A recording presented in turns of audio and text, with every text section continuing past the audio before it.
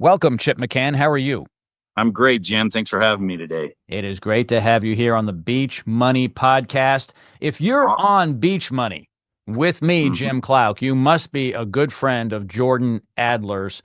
He vets everybody before he introduces them to me to have on his podcast. So we're going to start off by me asking you how you met Jordan and what your relationship means um, to you with Jordan. And I can imagine the story because I hear it all the time. And then we're going to get into what you do and why you do it and how you decided to do it and your background, which gives you credentials to do what you do. It's a fascinating model. I can't wait to get into that. But let's start with your relationship with Jordan. Okay. So I walked into a BNI meeting 7 years ago. There was about 100 people in this meeting. And, people that don't know BNI, basically it's a networking group of like-minded business entrepreneurs. And so out of this group of 100, Jordan was one of the founding members of our group there that day. Of course, with the 100 people there, it takes you a few weeks to finally meet everyone. And the thing that fascinated me about Jordan, because I knew nothing about him, there was no intro into him, but whenever he would talk or when I'd hear him talk, the fact that he was flying in from Las Vegas to attend this meeting in Phoenix was very interesting to me. I'm like, what makes a man do this, right? Why would someone fly in from Vegas every single week to attend this 1 hour meeting? And so I was intrigued. And so I decided I need to get to know this man. And when I found out he was doing send out cards was just unbelievable to me, and the life that he was allowed to live by doing send out cards.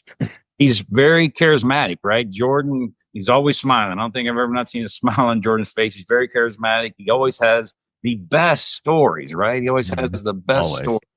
When you talk to him about his past, right? You hear his past. You hear all the stories that what got him into where he is now, right? And there's some failure there, right? Which is interesting. I think a lot of people quit whenever they get kicked down one time. It's a hard business, tough business, network marketing, tough. Exactly. So I, since then, Jordan and I have reached out. We've found a lot of people that we've networked with before and found some commonality there. So Jordan's just one of those keepers whenever you find him in your relationship bubble, right? He's one of those guys that you just always want to be there because he's fun to hang out with. He's interesting. Yeah. And he's kind of a world traveler. So you hear all the great stories. Oh gosh, I've traveled with him. He's been to my ranch here in Texas. We've been on a cruise together for a week for a conference. And I've gotten to know him as well. When I say it's a tough business in network marketing, it is, but when you have Jordan on your side, it's a lot easier. He went through so many things and failed so many times. He talks about it all the time. Yes, and does. Now he's worth so much to people. And if you're interested, for the people out there who are listening and watching this, interested in learning more about how you can be a player in that industry, Jordan is someone you should definitely contact. Right. I completely agree. He's one of those unicorns that are out there when you find, you got to hang on to. He has so many contacts and he's relatively easy to get a hold of. Some people who are at his level aren't that accessible.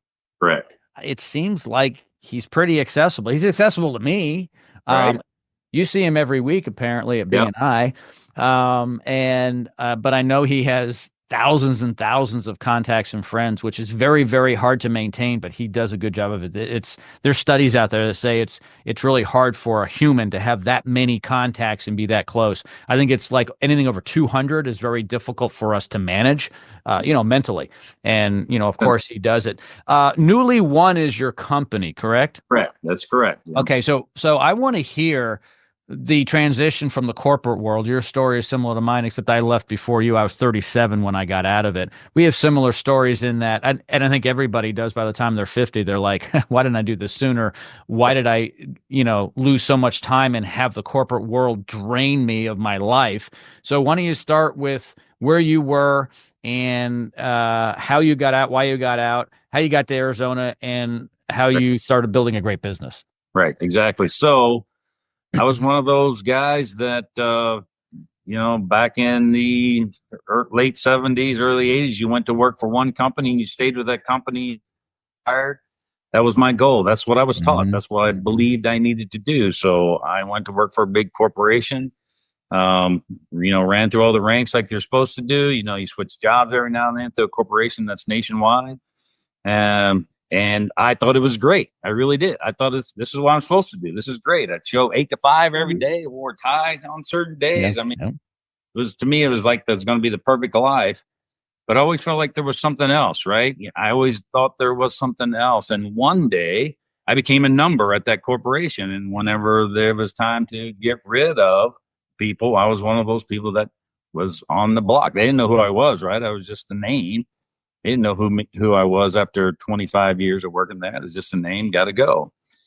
And I left, right? I got to go. But that was probably the best thing that ever happened to me in my life. It seemed really tough at the time, but it made me go out and look at what did I want to do? Where did I want to go? And I love technology. So I started with looking at a technology company. It was in Missouri at the time, and bought into a little small technology company. We were kind of IT hands for smaller businesses that didn't have an IT shop. But the thing that I learned there was we had a reoccurring revenue stream, and I thought that's very interesting. On those slow months, those slow quarters, the revenue was still streaming in, right? Until the sales picked back up again. So reoccurring became a theme to me and something that I wanted. I thought I was going to go along really nice in that company, but life happens, and my wife got headhunted to move out here to Arizona from Missouri. So I had to give up on that job, that dream, that GM job, and follow her out here in my 50s. And trying to reinvent yourself, Jim, I'll tell you, in your 50s is very humbling, because I thought, well, now what am I going to do? I've got to do something, because I'm definitely not ready to retire. I want to keep moving. I wanted to do something that was enjoyable. I got out here, and one of the things that I found fascinating, that in Arizona, a lot of people had alarm systems in their house. I would find that out whenever a friend would ask me over, and we'd walk in the door, and he'd turn to his keypad and he'd beep in some numbers and turn off his alarm system. So I started being a little more interested in that, checking that out a little bit better, and found that the alarm system had a big technology background. They were going to be the entry point into what I call smart home automation. And what I mean by that, I'm saying, things where you can control your lights, your locks, your thermostats, your video cameras, your garage doors, your sound system, your shades, all that could be bundled with your alarm system. So I decided to dig into that a little bit further, educated myself through another company on what the alarm business actually was, and how monitoring works, and how software works, and what hardware is out there to buy and install, and started my business about 6 years ago. Newly One was basically invented up in there. It was the other thing I liked about the business, Jim, was it really is, you didn't have to go out and raise a lot of capital to get it, right? So customers basically will buy their equipment, right, and then pay a monthly service for them to be able to have 24/7 police support, right, and then be able to control their home from anywhere. They have their cell phone, right? So any place in the world that they have access to the internet, they can control their phone or control their home and look at, what the temperature was in the house. Was the water running? Do I need to shut it off? Did the shades raise? All that was controllable from them. So I fell in love with it. I fell in love with my customers, I think, more than anything, because I just love being able to protect them, for one, and their families, what mattered most, but then also give them the convenience of being able to control things at their house. I mean, I love how technology has allowed to live our lives. I know a lot of people don't, but I do. I love the technology sector, where it's going. We get in a whole nother podcast on AI and where that's going, right? And the alarm business is it's moving fast. The alarm company's right in the middle of it. So another reason why I like that. Yeah. So that's for me, the recurring revenue stream is huge. I love it. All my customers tend to love it as well. So I just try and provide the service that I think they deserve, that I think a lot of companies miss these days. So that's the biggest point of differentiation is service. Mm-hmm. Your personal service and the extra services you can provide that a larger company can't or doesn't. So right.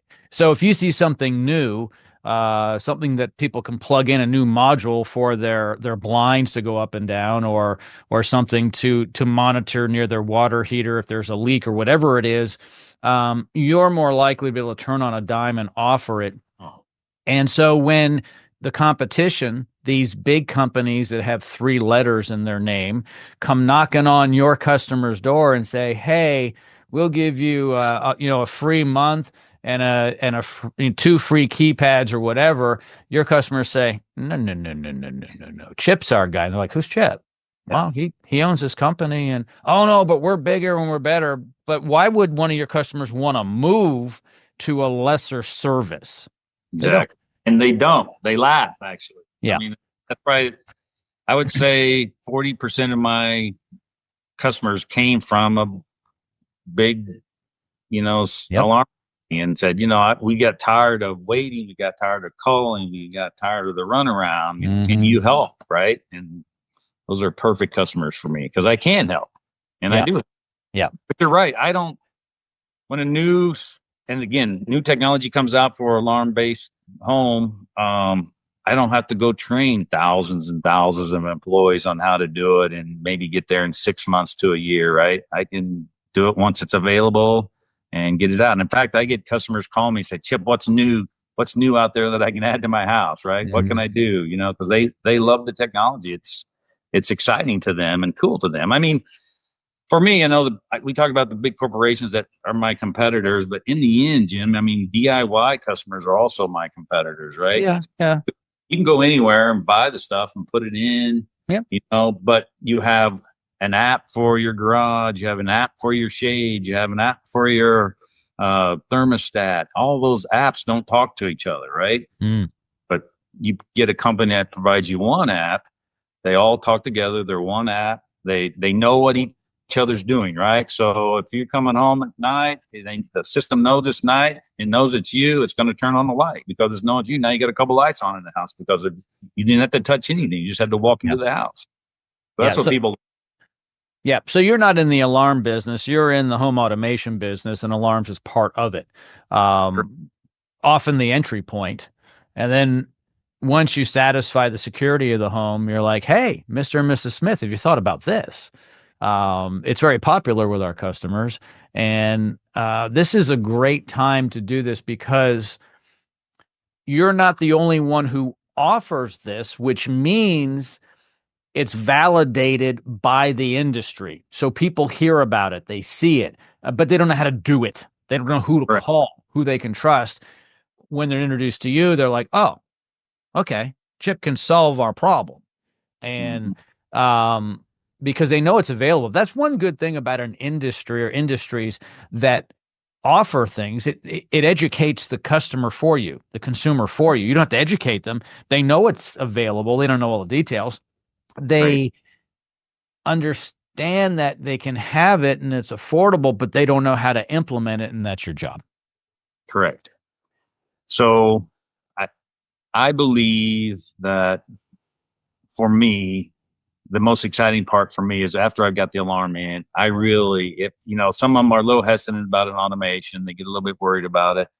I say, well, let me just put a couple light switches in for you or some smart switch here. And then you guys play with it. And then you tell me, what you think about it. Everyone I'm always called back. We want more light switches.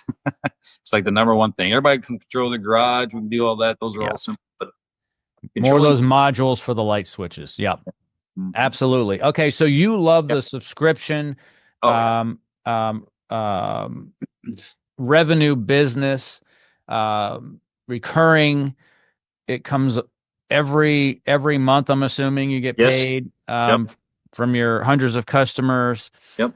Let me ask you a question, and this comes to the whole beach money idea.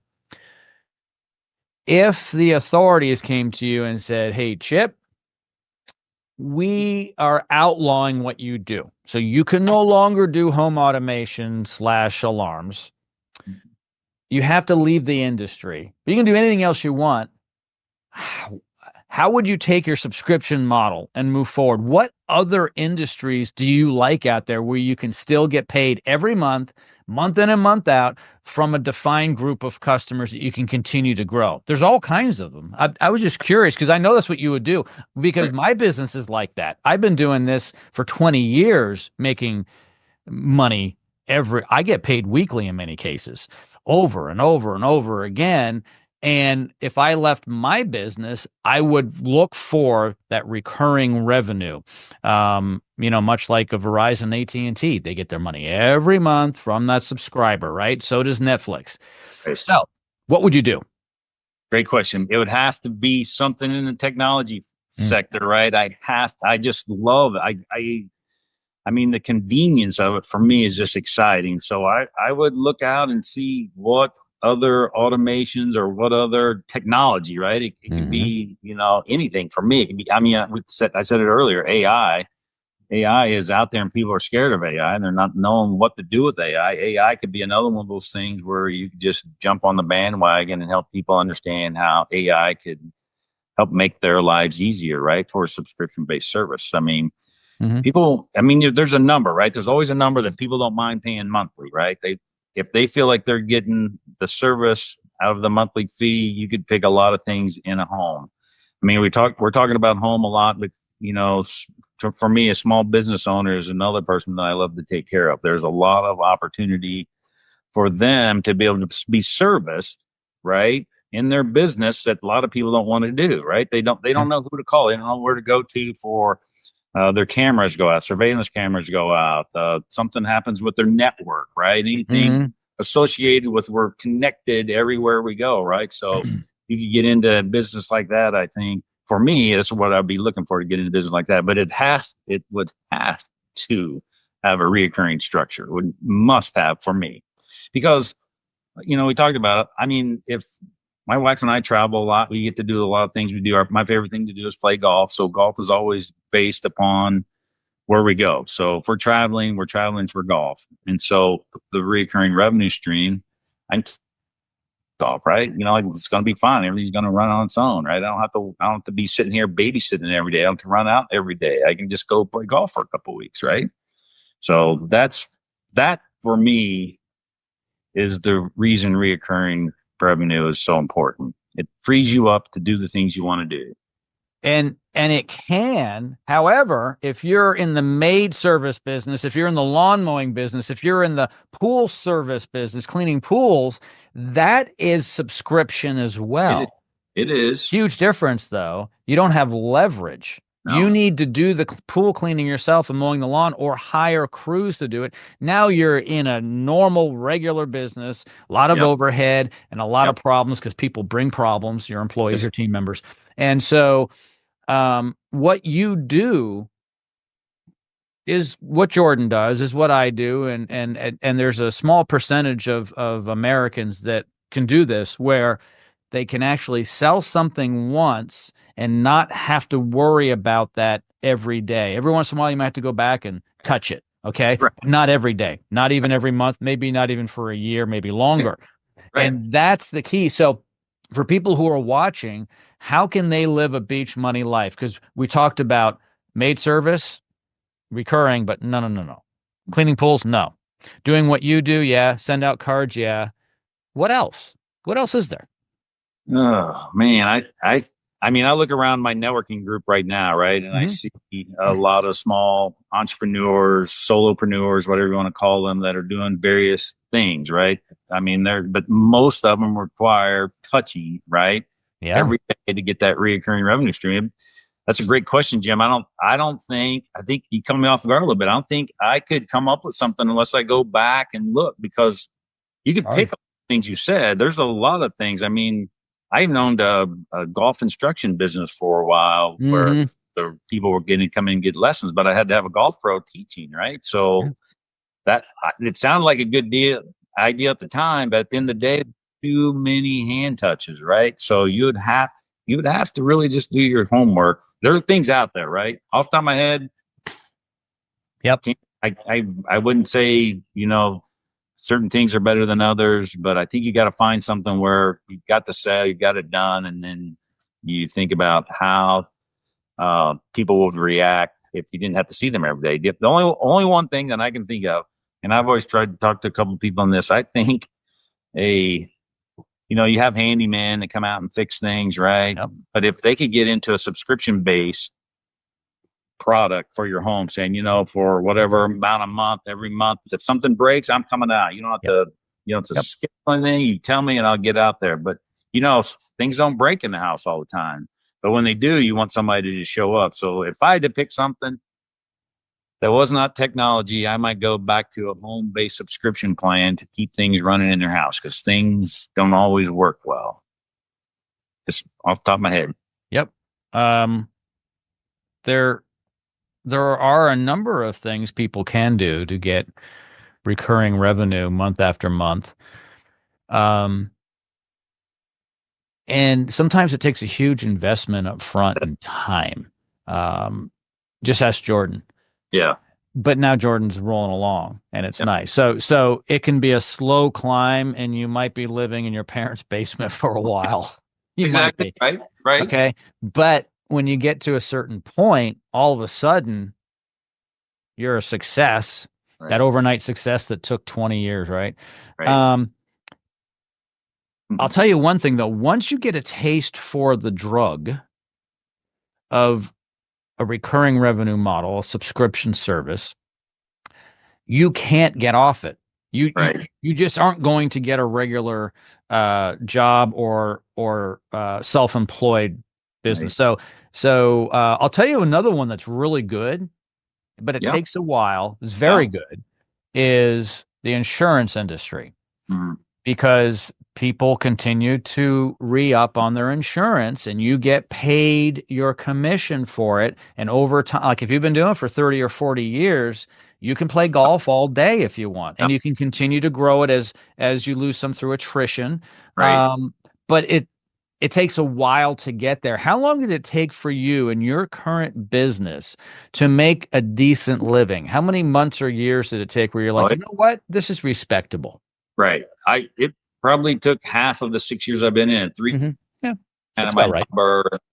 Got easier after that. And, but 3 years, but just from my age, when I look back and, you think of the things that are reoccurring, and this just blows my mind when I think about, the thing that we did talk about is all the social media people that are making millions of dollars posting things online, right? Yep. I mean, some that I can't understand, some that I would never do, but I know it's out there, and it's probably similar to, entrepreneurs. How many people start and fail a business, right? A lot. And how many people are trying to make money on some sort of social media, whether it be TikTok or millions, millions. How many? It's like being an actor in Hollywood. How many people want to be that Hollywood actor? Well, there's only so many Tom Hanks. Right. Most people are serving you drinks or food somewhere. Right. And but they tried, right? They tried. Yeah. What you do is go try, give it a try, and when you get kicked in the teeth, you got to get back up, right? Back up.